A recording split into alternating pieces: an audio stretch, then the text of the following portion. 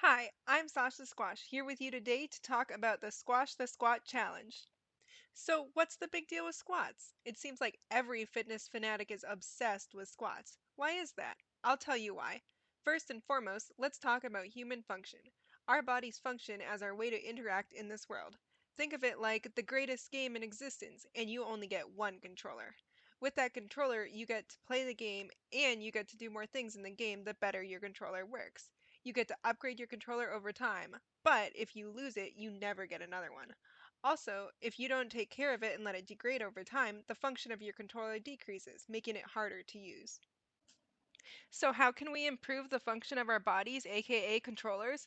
Well, let's look at one of the largest and strongest joints in the body, which is the hip joint. It is responsible for a ton of function.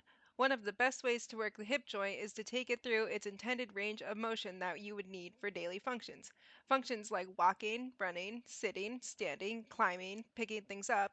And you guessed it, the squat is basically a derivative of the motion needed for all these functions.